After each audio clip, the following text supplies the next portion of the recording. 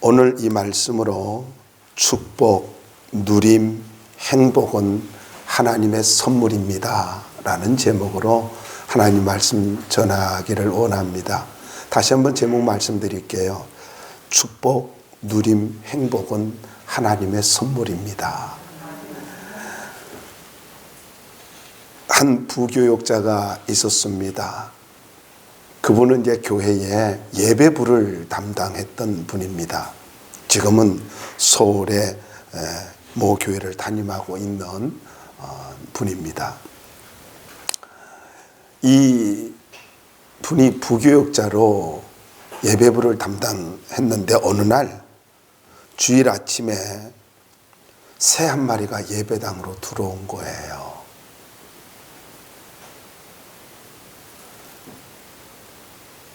예배 중 새가 날아다니면은 교인들이 놀랄 것이고, 그리고 예배가 방해를 받는다는 것은 너무나 자명한 일이었습니다.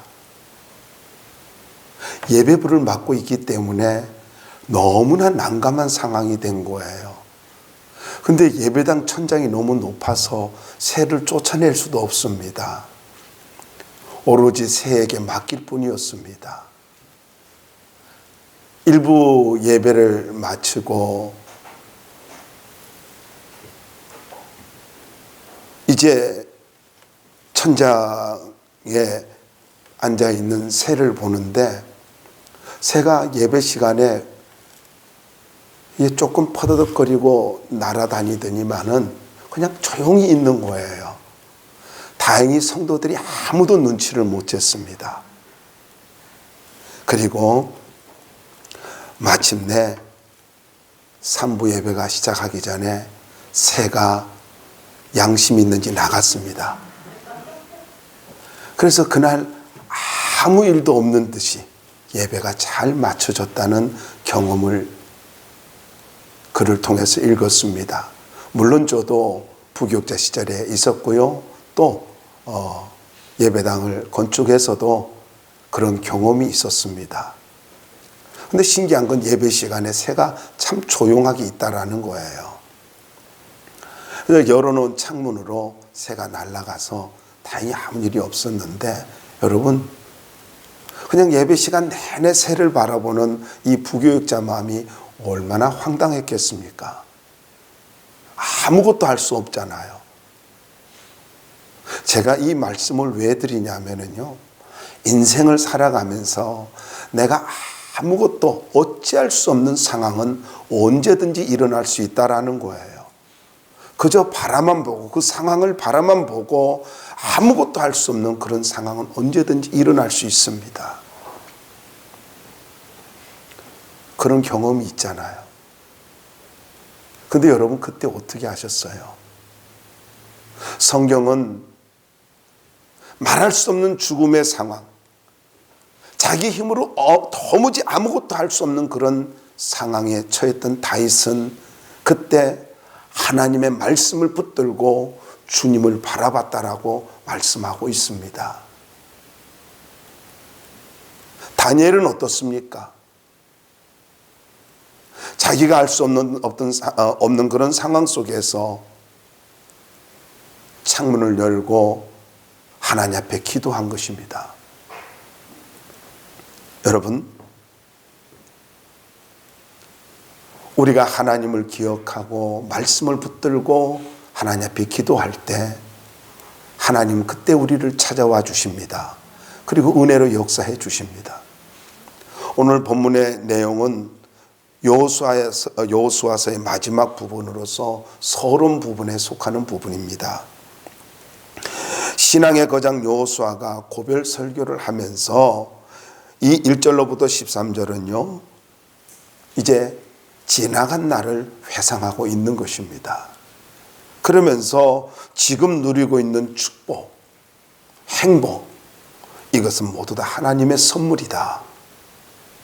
그래서 너희들은 하나님을 좀 기억해야 된다. 앞으로 어떤 일이 일어날지 모르지만은 그때마다 하나님을 좀 기억하되 세 가지 측면에서 하나님을 좀 기억했으면 좋겠다. 그 내용인 것입니다. 그렇게 할 때에 인생이 아름답고 풍요로운 삶을 살 수 있음을 말씀하고 있습니다. 그래서 이렇게 이야기할 수 있어요. 신앙이 뭐냐? 기억과 선택입니다. 신앙은 지나간 날에 하나님에 대한 그 은혜를 기억하고 말씀을 기억하고 그리고 믿음으로 선택하며 살아가는 것, 이것이 신앙이라고 할 수가 있습니다. 다시 말씀을 드립니다. 은혜를 기억하고 말씀을 붙들고 믿음으로 선택하며 살아갈 수 있기를 바랍니다. 그럼 하나님의 은혜가 반드시 하나님의 역사가 있을 것입니다.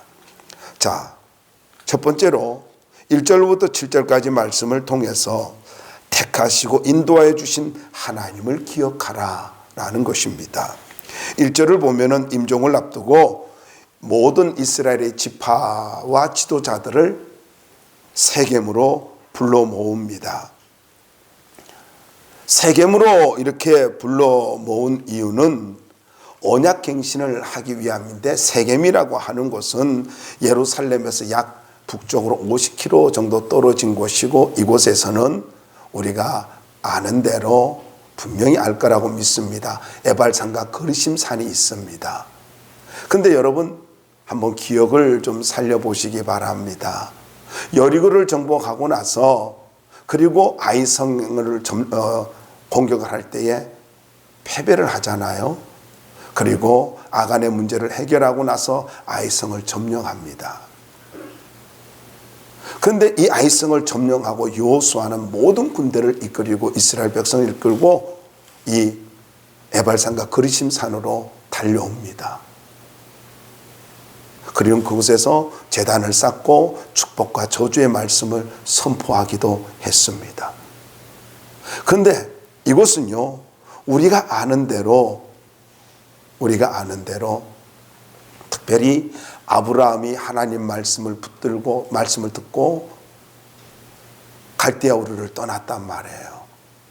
그리고 나서 이 세겜에 와가지고 첫 번째 제단을 쌓으면서 여기서 생활을 하기도 했습니다. 뿐만 아닙니다. 야곱도 이삭도 이곳에서 생활을 했던 곳입니다. 여러분, 야곱이 장막을 친 곳이기도 하고 그 아버지 이삭도 이곳에서 생활을 하기도 했는데, 특별히 1절 말씀을 보자고요.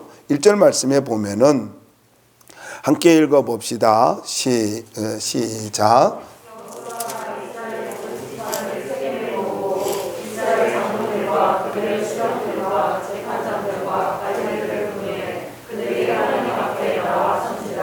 자, 여러분, 이 하나님 앞에라는 말이 나오죠.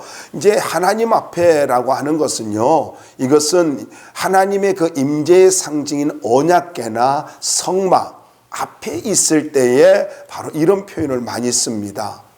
그래서 이런 대략은 하나님의 성막과 그리고 언약궤 앞에 있을 때 이런 표현을 쓰고 있습니다만은요.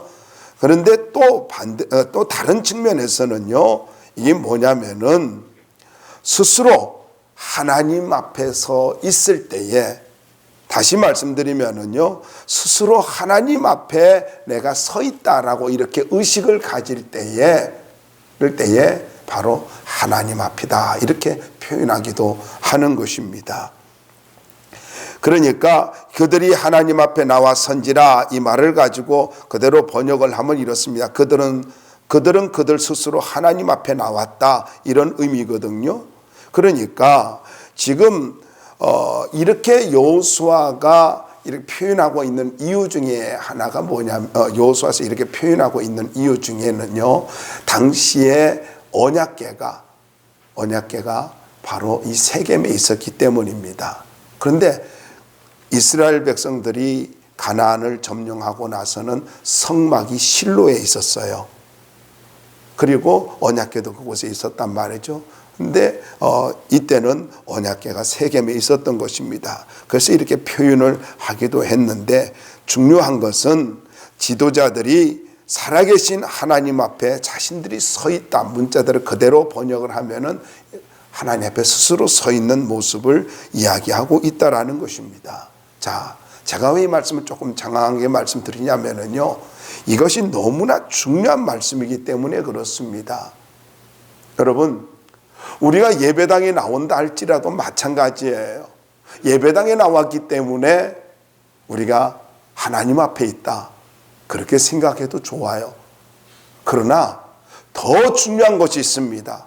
예배당뿐만 아니라 우리의 몸이 성전이잖아요.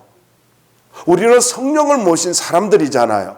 그렇기 때문에 우리가 어느 곳에 있든지 간에 언제나 코람되어 하나님 앞에 있는 의식을 갖고 살아가야 된다라는 것입니다. 가정에서든지 직장에서든지 사업장에서든지 언제나 우리는 하나님 앞에 있는 의식, 이 코람데오의 의식을 가지고 살아갈 때에 우리는 가치 있는 선택을 하며 살아갈 수가 있다라는 것입니다. 여러분, 이 여호수아가 하나님 앞에서 마지막으로 이렇게 말을 하면서 지도자들을 부르고 이스라엘 12지파를 다 부르면서 하나님 앞에 세우는 이 모습을 우리는 좀 깊이 생각해야 된다라는 것입니다. 여러분, 다시 한번 말씀을 드립니다. 내가 하나님 앞에 있는 의식을 가지고 있을 때에 언제나 우리가 중요한 결정을 잘 할 수가 있고요. 중요한 일이 있을 때마다 가치 있는 결정을 할 수 있고, 임종의 순간에도 그리고 일상의 생활 속에서도 부끄러움이 없는 선택을 하며 살아갈 수가 있다라는 것입니다. 이것이 2절로부터 4절까지 전체의 말씀을 볼 수 있는데, 특별히 여러분 3절 말씀을 좀 보자고요. 거기에 보면은 이런 말씀이 있습니다. 3절 한번 읽어볼까요? 3절 한번 읽어봅시다. 시작. 내가 너희의 조상 아브라함을 강 저쪽에서 이끌어내어 가나안 온 땅에 두루 행하게 하고 그 씨를 그에게 이삭을 주었으며. 자, 여러분, 이 말씀을 볼 것 같으면은 이제 하나님께서 아브라함을 가지고 불렀단 말이죠. 아브라함을 부르고 그리고 이삭을 주셨고, 그런 내용을 가지고 쭉 말씀을 하고 있습니다. 여러분, 한번 생각해 보시기 바랍니다. 하나님께서 아브라함을 부르고 그리고 구속사의 첫 열매인 이삭을 주시고, 그리고 야곱을 통해서 그리고 요셉을 통해서 하나님의 역사를 이뤄가요. 특별히 애굽에서 고난당할 때 저들이 기도를 합니다. 그때 그 기도를 할 때 하나님이 모세를 보내주셔가지고 그리고 이스라엘을 구출해 준단 말이에요.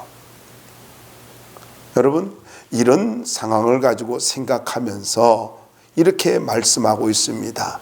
그래서 이 말씀을 조금 더 강조를 하기 위해서 우리가 한 군데를 더 봐야 되는데, 2절 중반절 말씀에 보면은 여호와께서 이같이 말씀하시기를 라는 말씀이 나오지요. 이게 왜 그렇게 중요한가를 좀 설명을 하고 있는 단어예요. 이게 뭐냐면은 여기에 말씀하시기를 할 때에 성경에서 이 말씀한다라고 하는 말은 두 가지로 아마르라고 하는 단어가 있고 히브리어로요 다바르라는 말이 있습니다. 이 단어가 있어요. 아마르와 다바르라는 말이 있는데, 다바르라고 하는 말은 말하는 것 자체를 이야기합니다. 어떤 말을 선포할 때에 그 말하는 선포하는 말 자체를 이야기하고 있어요. 그런데 아마르는 그렇지 않습니다. 이 아마르는요, 내용을 좀 말은 하는데 내용을 중요하게 강조하고 있는 거예요. 그래서 이 단어가 사용되어질 때는 내용에 집중하라 이거예요. 내용에 집중하라. 그런데 오늘 이 말씀이 뭐냐면은 아마르입니다. 여호와께서 말씀하시기를 할 때는 아마르, 지금 너희들이 내가 하는 말에 집중해야 되는데 그 집중해야 될 내용이 뭐라는 거예요? 아브람부터 시작해가지고 모세에 이르기까지, 그리고 출애굽의 역사가 이르기까지, 그리고 더 나아가서 계속해서 13절에 이르기까지 이 모든 이 말씀에 뭐 하라는 겁니까? 집중하라는 거예요. 말씀을 기억하고 집중하라는 거예요. 이 말씀이 그만큼 중요하다라는 것입니다. 여러분, 여호수아가 이렇게 강조하는 이유가 무엇입니까? 특별히 여러분이 말씀을 보시면은요, 이런 말씀이 있습니다. 여기 보시면은요, 이런 볼까요? 이끌어내어 3절 말씀을 보세요. 3절 말씀에 보면은 내가 너희 조상 아브라함을 강 저쪽에서 이끌어내어, 바로 이 말씀이 참 감동이 되는 말씀이에요. 왜냐하면은 이 이끌어낸다라고 하는 말은요, 메카우라는 히브리어인데 취하다, 붙잡다라는 말의 미완료형입니다. 그런데 이 말이 신학적으로는 또 다른 의미가 있어요. 뭐냐면은요, 선택하다, 소환하다라는 뜻이에요. 신학용으로 사용되어질 때는 이끌어낸다, 그냥 붙잡아서 이렇게 끄집어 당긴다는 것이 아니라 하나님이 특별한 목적을 갖고 선택했다라는 거예요. 너는 그곳에 있으면 안 되니까 이쪽으로 와 해가지고 소환했다라는 거예요. 우리 이렇지 않습니까? 대사가 어느 곳에 있는데 위험한 전쟁 상황이에요. 그럼 어때요? 다시 소환해 버리잖아요. 그래서 그곳에 있지 못하게 하지 않습니까? 바로 그런 거예요. 무슨 말이냐면은 믿음의 조상 아브라함이 갈대아 우르 그 죄악의 도성에서 살고 있을 때에 하나님께서 아브라함을 보시고 특별히 택하셨다는 거예요. 하나님이 초이스했다는 거예요. 그리고 소환해냈다는 거예요. 너는 그곳에 살 사람이 아니야. 너는 죄악의 도성에서 살 사람이 아니라 나의 뜻을 이루며 나의 그 계획을 위해서 살 사람이야. 그러면서 소환해냈다는 겁니다. 특별히 불러냈다는 거예요. 여러분, 저는 이 말씀을 준비하면서 그렇게 은혜가 됐습니다. 내가 구원받았다는 것이 무엇을 의미하는 줄 아십니까? 너는 세상에서 그렇게 함부로 살 사람이 아니야. 너는 소망 없이 살아갈 사람이 아니야. 너는 그렇게 무가치하게 살아갈 사람이 아니야. 너는 나의 뜻을 이루며 살아야 할 사람이야 하고 불러냈다는 거예요. 내가 구원받았다는 것이 얼마나 중요한 것인가를 알아야 합니다.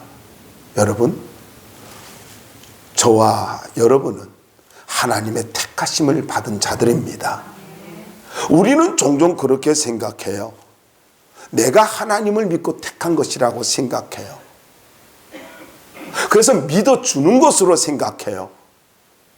여러분, 이러니까 교만한 거예요. 이러니까 신앙이 지저분해지는 거예요. 여러분 잘 기억하세요. 예수님도 말씀하고 있습니다. 요한복음 15장에 보면은 너희가 나를 택한 것이 아니요 내가 너희를 택하여 세웠나니. 할렐루야 아닙니까? 그러니까 내가 택함 받았다고 하는 것 자체가 무엇을 말하고 있어요? 은혜라는 거예요. 구원받은 게 은혜예요. 여러분 잘 생각해 보세요. 구원을 값없이 우리가 받았습니다. 근데 왜 값없이 구원받은 줄 아세요? 이것은요, 값으로 측량할 수가 없기 때문에 그래요. 값을 지불할 수 없을 만큼 어마어마하기 때문에 감히 값을 어떻게 매길 수가 없기 때문에 그냥 하나님께서 무료로 주신 거예요. 그래 은혜로 주신 거예요. 그래서 값없이 구원받은 거예요. 값없이 택함 받은 거예요. 그래서 우리는 끊임없이 은혜의식을 갖고 살아야 하는 거예요. 교만하면 안 됩니다. 자만해서도 안 돼요. 내가 믿어주는 게 아닙니다. 나를 택해줬기 때문에 내가 믿고 있는 거예요. 그래서 열심을 내야 되고, 그래서 우리가 올바르게 살아야 되고, 그래서 하나님의 은혜를 생각하고 살아야 되고, 언제나 하나님을 의식하고 코람데오의 의식을 가지고 살아가야 된다라는 것입니다. 왜 그럴까요? 왜 이렇게 택해 주셨다고요? 너는 세상에서 함부로 살 사람이 아니야. 너는 무가치하게 살 사람이 아니야. 너는 내가 특별히 택한 사람이야. 목적이 있어서 택했어. 그러니까 너의 인생은 이제 너의 마음대로 살아가는 인생이 아니라 나의 뜻을 이루며 살아갔으면 좋겠어. 너의 마음대로 살지 말고 좀 나를 위해서 살아보면 안 되겠니? 하고 택해 주신 거예요. 그래서 여러분, 나를 택해 주신 그 은혜, 나를 선택해 주신 그 은혜, 그리고 지금까지 나를 인도해 주신 그 은혜를 우리가 기억하며 살아야 된다라는 것입니다. 두 번째로는 저주를 축복으로 바꿔주시는 분임을 기억하라는 것입니다. 8절로부터 10절까지 말씀에 보면은 말씀이 나오는데, 여러분 8절 한번 읽어보자고요. 8절 읽어주세요. 시작.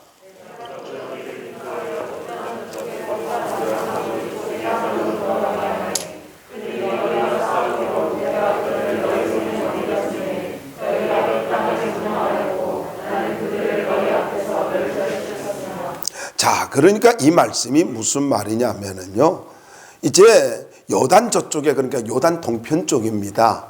요단 동편 쪽인데 거기에 누가 거주하고 있었냐면 아모리 족속이 살고 있었습니다. 그런데 이 하나님께서 아모리 족속이 있는 쪽으로 요단 동편으로 인도해 가는데, 그런데 그 사람들이 싸우려고 전쟁을 일으킨 거예요. 그래서 여러분 말씀 보면 너희 손에 넘겨주매. 참 말이 은혜가 됐어요. 그들이 너와 싸우기로 내가 그들을 너희 손에 넘겨주매. 재밌지 않습니까? 안 재밌나요? 뭔 소리인지도 모르겠어요. 여러분 보세요. 만약에 싸우지 않았다면은 이들이 멸망하지 않을 수 있었다는 거예요. 하나님은 철저하게 이스라엘 편이셨어요. 그래서 저들이 아모리 사람들이 공격해 오니까, 싸우러 오니까 하나님이 넘겨주셨어요. 그리고 그 땅을 점령하게 되었어요. 그리고는 멸절했다, 이런 말씀이 나와요. 넘겨주시고 멸절시켰다. 그런데 이 멸절시키다라는 말이 무슨 말이냐면 갑작스런 재해를 당했다, 이런 것입니다. 참 신기하지 않습니까?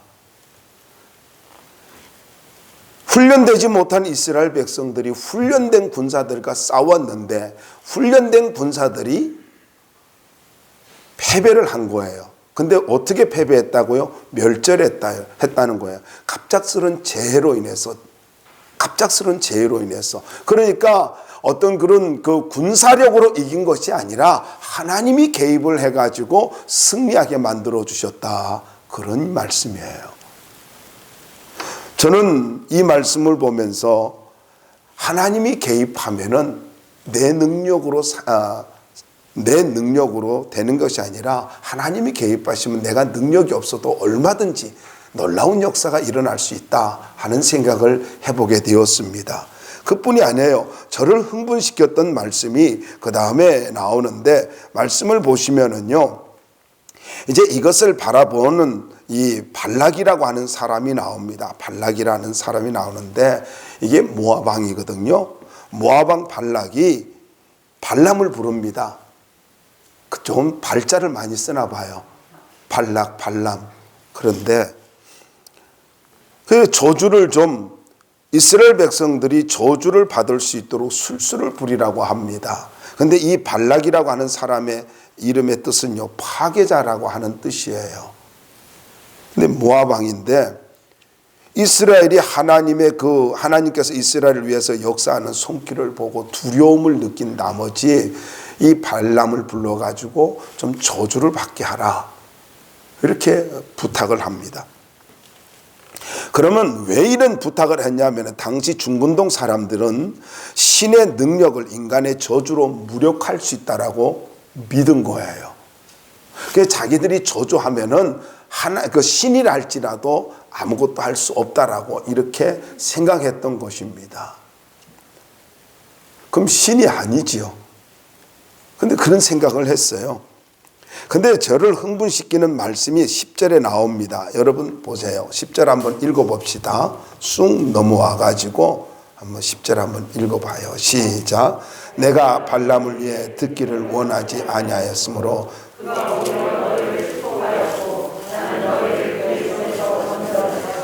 네, 여러분 이 말씀을 보시면은요, 뭐라고 말씀하고 있냐면은요, 바로 이겁니다. 하나님께서 이 발람의 술수를 가지고 듣기를 원하지 아니하였으므로, 이 말입니다. 그리고 축복으로 바꿔버렸대요. 근데 이 말이 뭐냐면 들으려고도 아니하셨다, 이런 뜻이에요. 들으려고도 아니하셨다. 그러니까 발람이 저주를 하려고 하면은, 여러분 민수기서를 보면 나옵니다만은요, 저주를 하려고 했는데 다 축복의 말만 나와요.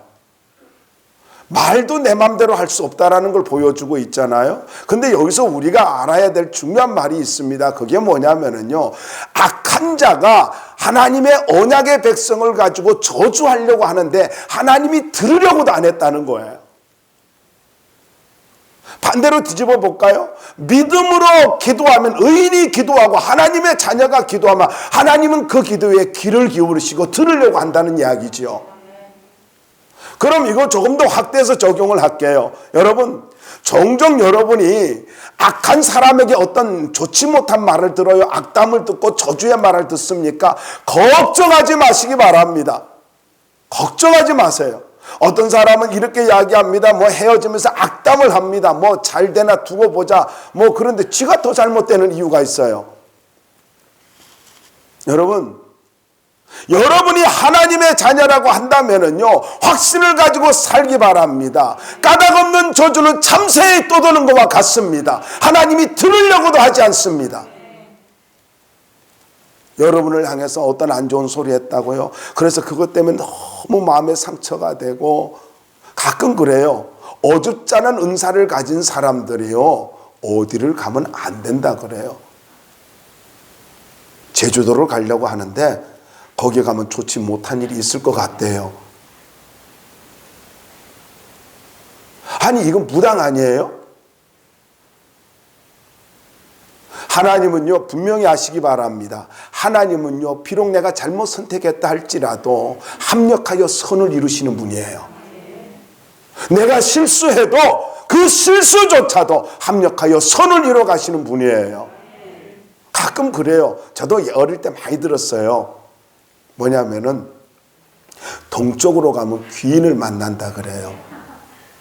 아니, 생각해 보세요. 내가 동쪽에 살고 있는데, 내가 주문진에 살고 있었잖아요. 또 어떤 사람은 그래, 서쪽으로 가면 귀인을 어디까지 와야 돼? 그래서 나 서쪽까지 와봤잖아요. 인천이잖아요. 반도를 가로질러서. 그래서 여러분 만났나? 뭐 주님 만난 것이 최고지만은, 여러분 그런 무당들의 말, 점쟁이들의 말에 그럼 뭐 심심해서 간다고, 여러분 그런 어리석은 행동을, 정말로 어리석은 행동을 하면 안 됩니다. 우리는 하나님께서 어떠한 저주도 축복으로 바꿔주시는 분임을 믿고 살아야 돼요.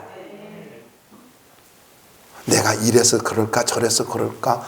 여러분, 만약에 내가 지금 고난의 길을 걸어가고 있나요? 광야의 길을 걸어가고 있나요?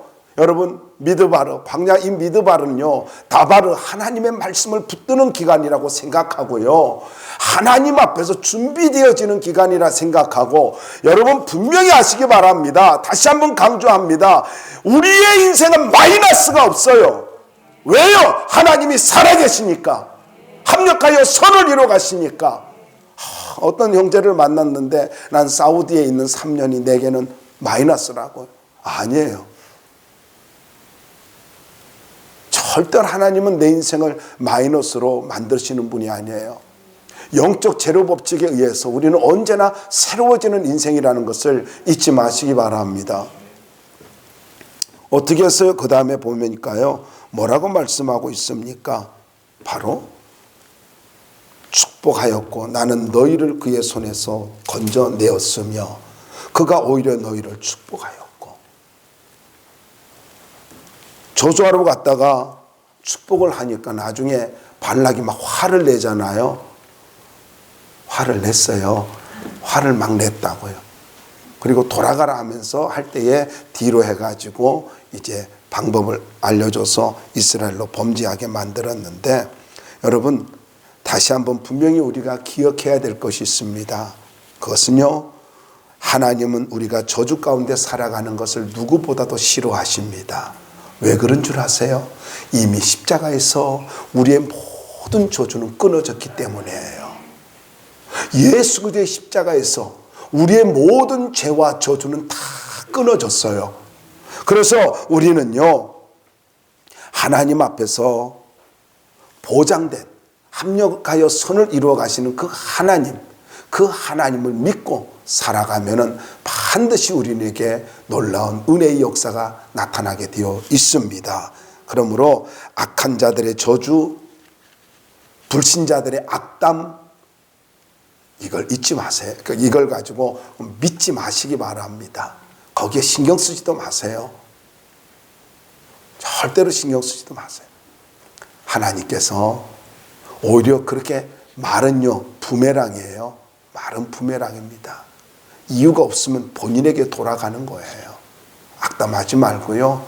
부정적인 말 하지 말고 부정적인 생각도 하지 말고 우리는 십자가 언약의 자녀이라는 것을 믿고 합력하여 선을 이루시는 하나님을 의지하고 믿음으로 살 수 있기를 바랍니다.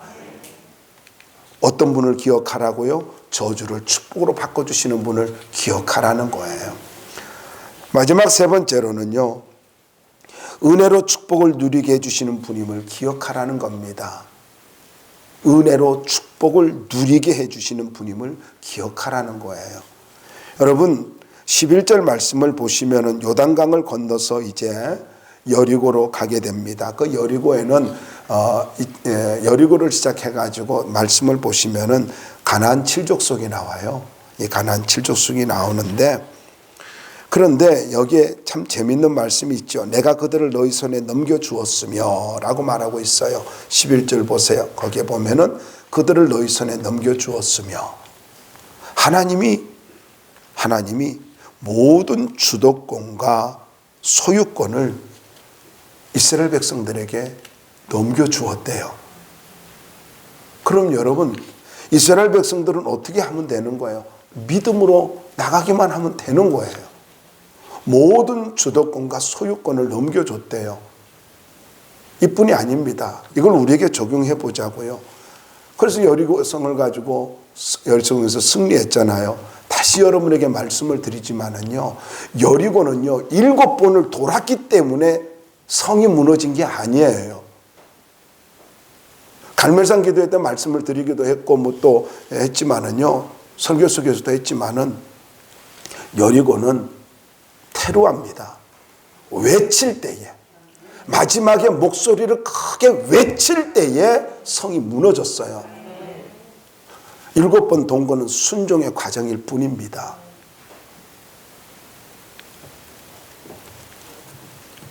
마찬가지예요, 여러분. 우리들도요, 세상을 살아갈 때에 하나님께서 모든 주도권을 주시고 소유권을 주신 줄로 믿고 믿음으로 살아야 됩니다. 그리고 믿음의 소리를 외치며 살아야 돼요. 테루아를, 자꾸 테루아를 외치면서, 큰 소리를 외치면서 당당하게 살 수 있기를 바랍니다. 12절 말씀 보면은 또 재밌는 말씀이 나와요. 나는 재밌는데 모르죠, 여러분이 재밌을지. 한번 12절 읽어봅시다. 시작.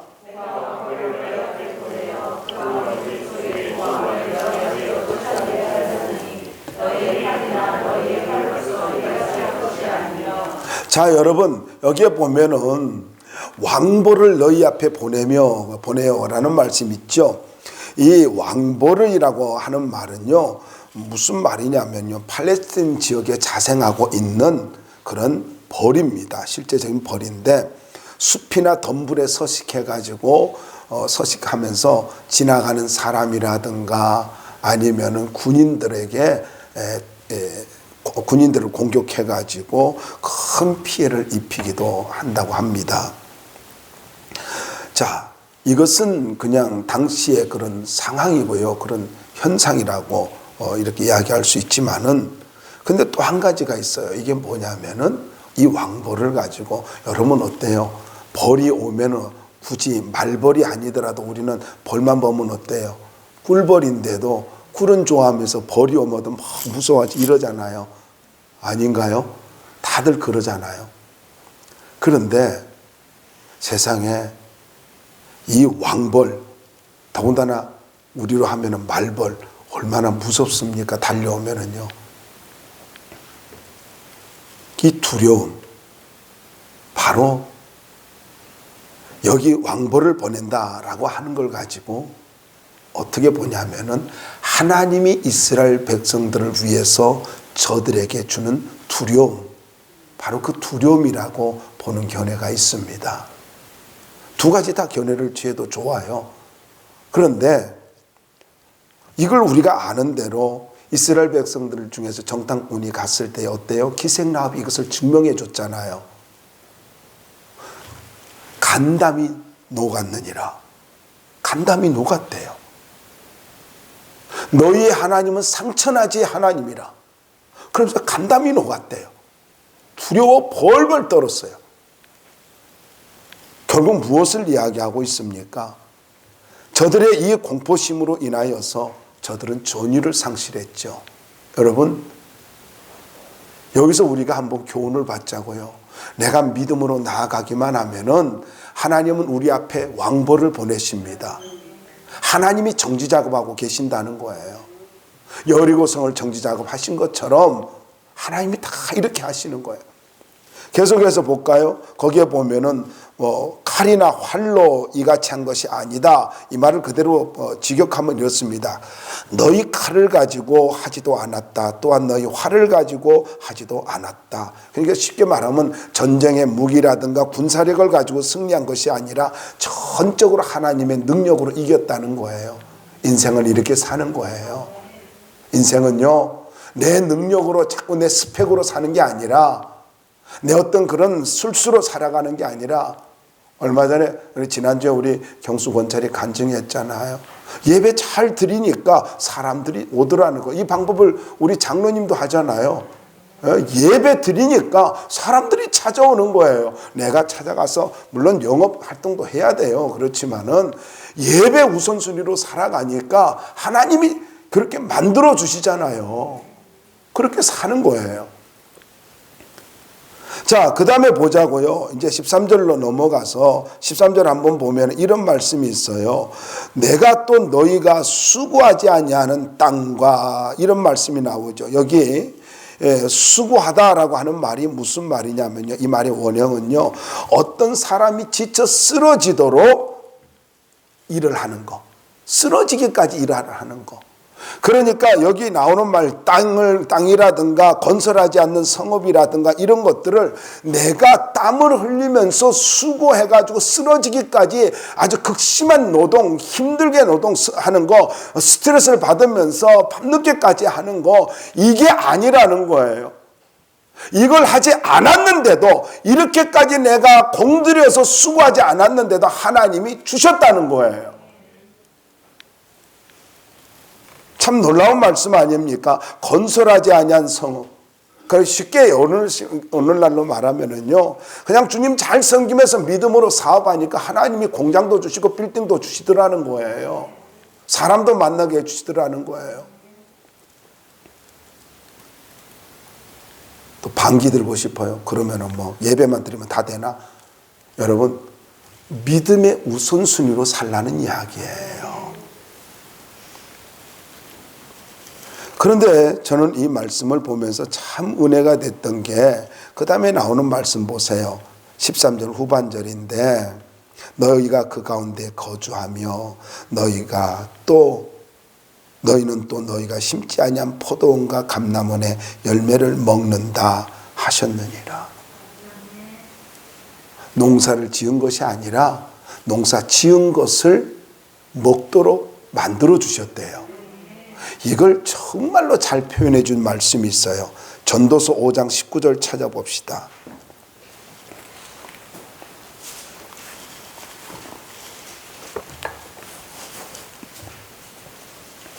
자, 전도서 5장 19절 한번 찾아봐요. 이 말씀은 다 찾으면 좋습니다. 함께 봉독해 봅시다. 시작. 또한 어떤 사람에게든지 하나님이 재물과 부요를 그에게 주사 능히 누리게 하시며 제 몫을 받아 수고함으로 즐거워하게 하신 것은 하나님의 선물이라. 이 말씀이에요. 여러분, 어떤 사람에게든지 하나님이 재물과 부요를 그에게 주사, 재물과 부요는요, 내가 만드는 것이 아니라, 내가 축적하는 것이 아니라 하나님이 주시는 거래요. 그러니까 축복은 하나님이 주시는 거예요. 그리고 보자고요. 능히 누리게 하시며 무슨 말입니까? 여러분, 축복은 하나님이 주시는 것일 뿐만 아니라 누리게 하는 것도 하나님이 하시는 일이라는 거예요. 누구는 축복을 받았는데 누리지를 못해요. 남들이 다 가져가요. 이상하게 물질이 새어나가요.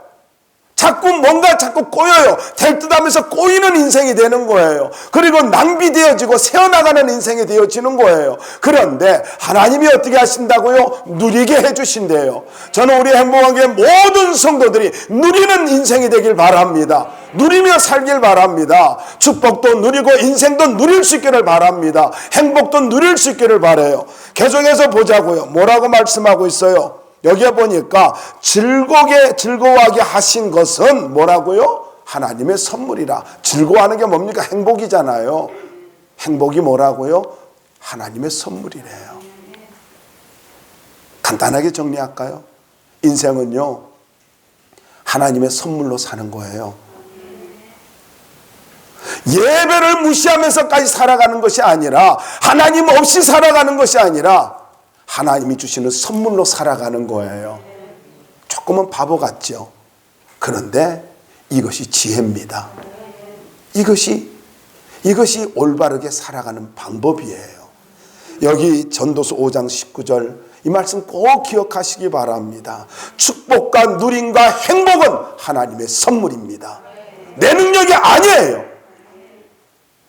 인생이 지금까지 풀어지지 않았나요? 오늘 이 말씀으로 여러분의 인생이 해석되어지기를 바랍니다. 오늘 이 말씀으로 여러분의 인생이 달라지기를 바랍니다. 인생은 하나님의 선물입니다.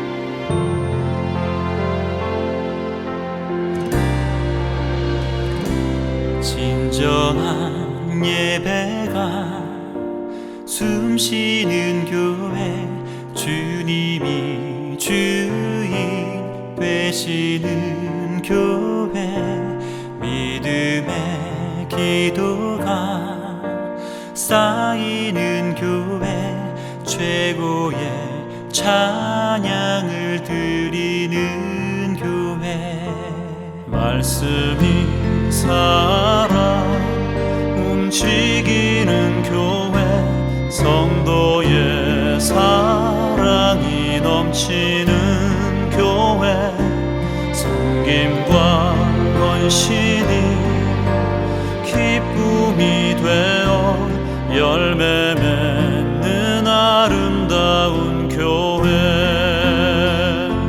주님의 마음 닮아서 이웃을 사랑하는 교회, 주님의 영광을 위해서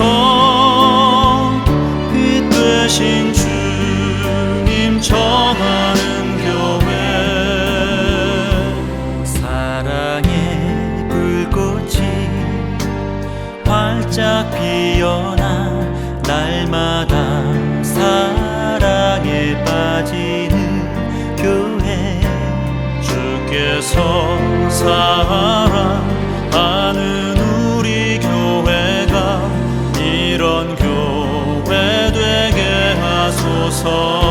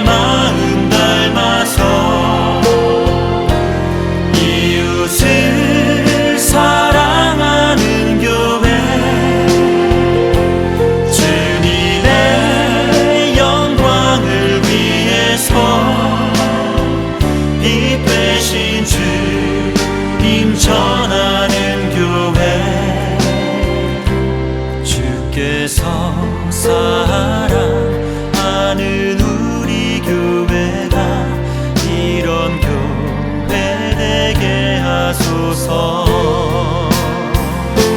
주님의 마음 닮아서 이웃을 사랑하는 교회, 주님의 영광을 위해서 빛 대신 주님 전하는 교회.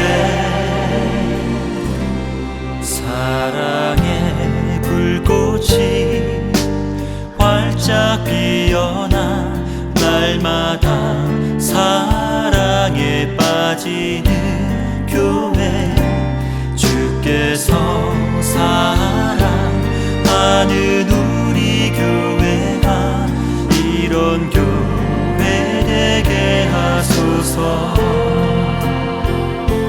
주께서 사랑하는 우리 교회가 이런 교회 되게 하소서. 이런 교회 되게 하소서. 이런 교회 되게 하소서.